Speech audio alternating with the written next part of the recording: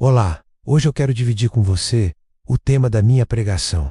Alguns motivos para você continuar clamando a Deus. Primeiramente, quero que você saiba o significado de clamar. É suplicar, rogar, implorar em alta voz. Em Gênesis 30, a palavra de Deus nos conta a história de Raquel. Ela era esposa de Jacó, mas tinha um coração dividido e adorava ídolos. Tanto que ao sair da casa de seu pai, ela levou consigo seus ídolos escondidos. Raquel não podia gerar filhos, e antes que o Senhor lhe concedesse essa bênção, ela precisava se render a Ele, o único Deus. Quando Raquel finalmente clama ao Senhor com um coração contrito, Ele ouve seu clamor e se lembra dela. E assim, Deus a torna fértil. Ela engravida e dá à luz um filho, José, dizendo: Deus tirou de mim a minha humilhação. Quando você se aproxima de Deus, Ele ouvirá a sua voz. Deus sempre nos prepara para receber o milagre. Todos nós conhecemos a história de José, o filho amado por seu pai, o que causou inveja em seus irmãos. Eles o venderam como escravo,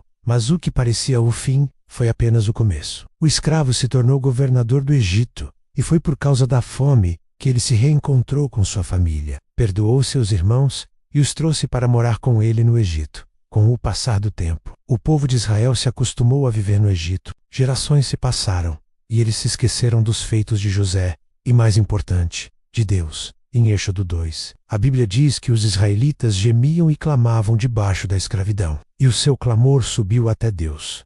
No momento em que eles se lembraram de Deus, Ele já estava preparando um libertador. O Senhor encontrou Moisés e disse: De fato tenho visto a opressão sobre o meu povo no Egito. Tenho escutado o seu clamor, e sei quanto eles estão sofrendo. Deus ouviu o clamor, enviou o libertador e tirou seu povo do Egito com mão forte. Depois da travessia do Mar Vermelho e dos 40 anos no deserto, Moisés preparou Josué, que guerreou e lutou para conquistar a terra prometida, e o Senhor estava com ele. O problema é que Josué não preparou um sucessor, e um povo sem liderança está propenso a falhar. Uma nova geração nasceu, pecou contra o Senhor, cometeu idolatria, e Deus permitiu que fossem oprimidos. Mas sempre que o povo se arrependia e clamava, Deus levantava juízes para guiá-los.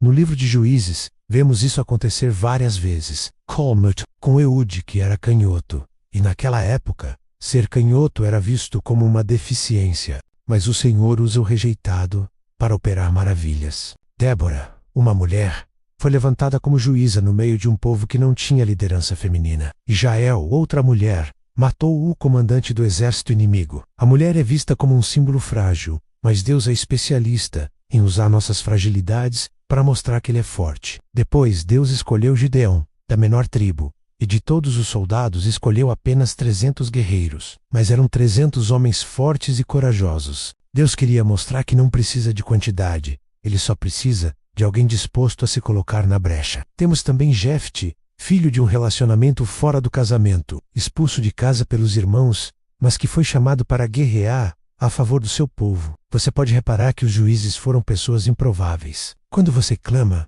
Deus usa até os improváveis, para a glória do nome dele. Anos depois, em Mispá, o mesmo lugar onde Jefte foi feito líder, o profeta Samuel reuniu o povo para o arrependimento, pois a Arca da Aliança havia retornado da terra dos filisteus. E enquanto Samuel sacrificava, os inimigos chegaram para a batalha. Mas o povo clamou sem cessar, e Deus trovejou dos céus, confundiu os filisteus, e deu livramento ao seu povo. Então Samuel tomou uma pedra e disse: Até aqui nos ajudou o Senhor. O nome da pedra, Ebenezer. Deus é especialista em dar livramento. O rei Davi sabia disso. Quando o Senhor o livrou de todos os seus inimigos, ele cantou: Na minha angústia, clamei ao Senhor. Clamei ao meu Deus, do seu templo, Ele ouviu a minha voz. O desejo de Davi era construir um templo para a arca, mas Deus permitiu que seu filho, Salomão, o fizesse. E após concluir a obra, Salomão orou, clamando: Ouve o clamor e a oração que teu servo faz hoje na tua presença. E Deus respondeu, ensinando a todo o povo: Se o meu povo, que se chama pelo meu nome, se humilhar e orar, e buscar a minha face, e se converter dos seus maus caminhos, então eu ouvirei dos céus, perdoarei os seus pecados, e sararei a sua terra. Veja bem, não basta só clamar. Precisamos nos humilhar, buscar a Deus de verdade, e nos afastar do que é errado. No livro de Jeremias, Deus faz uma promessa incrível: Clama a mim, e responder-te-ei, e anunciar-te-ei coisas grandes e firmes que não sabes. Jeremias estava preso quando recebeu essa palavra. Ele e outros profetas clamaram, e Deus revelou a eles a vinda de Cristo, nosso Salvador. Jeremias anunciou um renovo justo. Zacarias detalhou a entrada triunfal de Jesus em Jerusalém, montado num jumentinho, e até a traição por 30 moedas de prata. Isaías falou sobre a raiz de Jessé e descreveu o sacrifício de Jesus, dizendo: pelas suas feridas fomos curados. E o último profeta, Malaquias, escreveu cerca de 400 anos antes de Cristo. Todas essas profecias, reveladas pelo clamor, se cumpriram séculos depois. Quer saber algo maravilhoso? A profecia se cumpriu.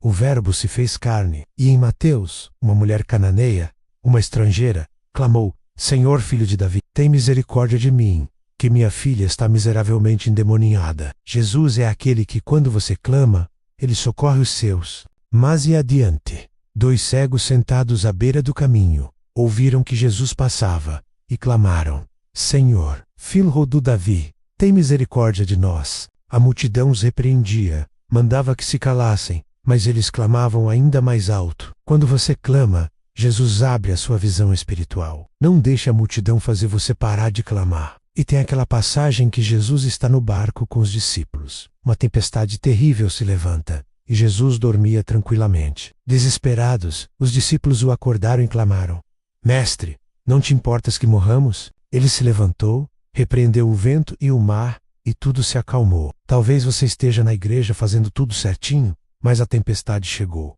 Calma, clame, Jesus vai repreender o vento. E o melhor é que depois da tempestade, sempre vem a bonança. Se Jesus está no seu barco, ele tem o domínio de tudo. Aprenda e grave isso no seu coração. O clamor move a mão do Senhor a favor da sua vida. Não pare de clamar. Se possível, clame sem cessar, porque assim como Samuel declarou, podemos dizer hoje: até aqui nos ajudou o Senhor. Obrigado por me acompanhar. Se essa palavra te abençoou, compartilhe e se inscreva no canal.